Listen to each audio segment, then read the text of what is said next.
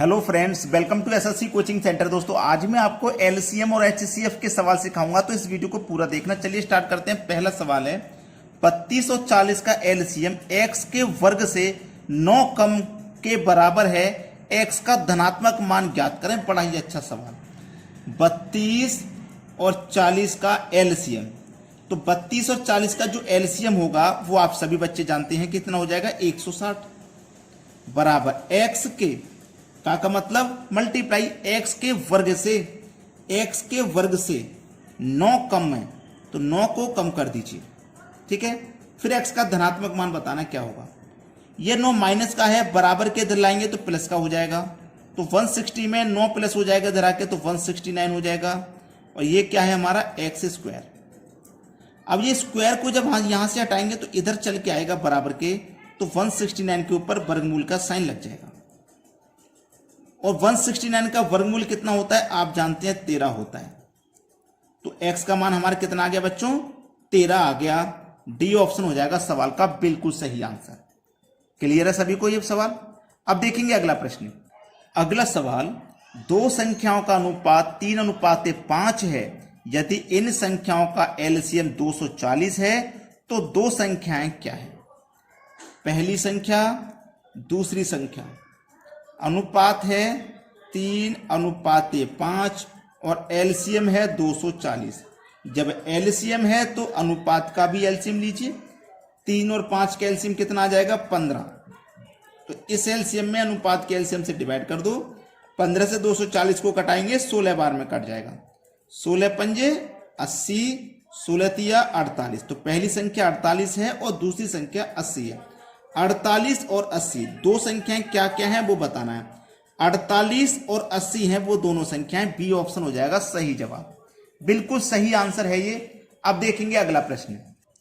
अगला सवाल है, दो संख्याओं का अनुपात 4:5 है और उनका एचसीएफ 6 है, तो एलसीएम क्या है। अच्छा सवाल है ना।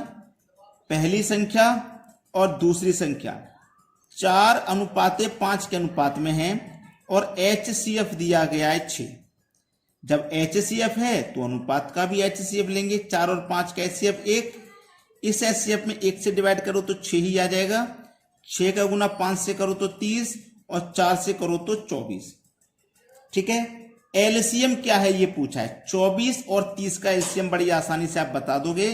24 और 30 का एलसीएम निकालने की जरूरत नहीं है, लेकिन निकाल के दिखा देते हैं। ये 12 बार में कटेगा, ये 15 बार में। 2 से 6 बार में कटेगा, 15 नहीं कटेगा। 2 से 3 बार में कटेगा, 15 नहीं कटेगा। अब 3 से 1 बार में गया, ये 5 बार में। और ये 5 से 1 बार में। 5 दिया 15, 15 दूनी 30, 30 दूनी 60, 60 दूनी 120। तो हमारा एलसीएम क्या हो जाएगा बच्चों, 120 हो जाएगा। यानी कि बी ऑप्शन सवाल का बिल्कुल सही जवाब है, बिल्कुल सही आंसर हो गया। अब देखते हैं अगला सवाल। अगला सवाल है, दो संख्याएं 2:3 के अनुपात में हैं, उनके एचसीएफ और एलसीएम क्रमशः 21 और 126 हैं। इन दोनों संख्याओं का कितना अंतर है। अच्छा सवाल है, बेहतरीन। पहली संख्या ये रही, दूसरी संख्या अनुपात है 2:3। ठीक है, एचसीएफ कितना है भैया, एचसीएफ है आपका 21 और एलसीएम है आपका 126। दोनों चीजें दी गई हैं। ठीक है, उन्होंने बोला दोनों संख्याओं का कितना अंतर है, दोनों संख्याओं को। चलिए सबसे पहले मैं एचसीएफ लूंगा। एचसीएफ 21 है, अनुपात के एचसीएफ 1 आएगा, तो 21 में 1 से डिवाइड करूं तो 21 ही हो जाएगा। एलसीएम 126 है, अनुपात का एलसीएम लूं तो 6 हो जाएगा। तो 6 से 126 में डिवाइड करेंगे, 6 से 6 दूनी 12, 6 कम 6, ये भी 21 हो गया। दोनों का निकल के आ गया मान 21। 21 का गुना 3 में करो तो 63 और 2 में करो तो 42। अब इनका अंतर बताना, 42 और 63 का अंतर भी 21 ही आ जाएगा। खेल खत्म, सवाल खत्म। पहला ऑप्शन हो जाएगा सवाल का सही जवाब। अब देखेंगे अगला प्रश्न। अगला सवाल है, दो संख्याओं का एचसीएफ और एलसीएम क्रमशः 6 और 3024 है। यदि एक संख्या 54 है तो दूसरी संख्या क्या है। पहली संख्या गुने दूसरी संख्या, फॉर्मूला लिखा रहा हूं याद कर लेना, एलसीएम HCF। ये फॉर्मूले पे बहुत सवाल आते हैं एग्जाम में, ये जरूर याद रख लेना इस फॉर्मूले को, और आसान भी है। एक संख्या 54 है, मतलब पहली संख्या 54 है। एक संख्या का मतलब पहली संख्या। दूसरी संख्या पता करनी है।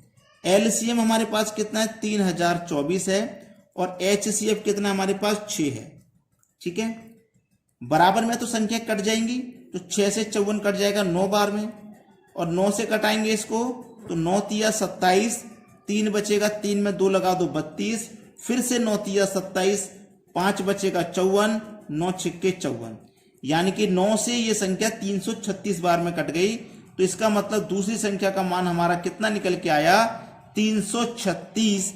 336 मिलेगा बी ऑप्शन में। ये सवाल का है बिल्कुल सही जवाब। सभी को समझ में आ गया ना। अब देखते हैं अगला प्रश्न। अगला सवाल है, यदि दो संख्याएं 456 और 240 का HCF 24 है तो दोनों संख्याओं का एलसीएम क्या है। देखो फिर से बता रहा हूं, पहली संख्या गुने दूसरी संख्या बराबर एलसीएम गुने HCF। ये जो फॉर्मूला है ना, इस पे बहुत ज्यादा सवाल आते हैं, इस फॉर्मूले पे बहुत ज्यादा। ठीक है, पहली संख्या कितनी है, 456 है।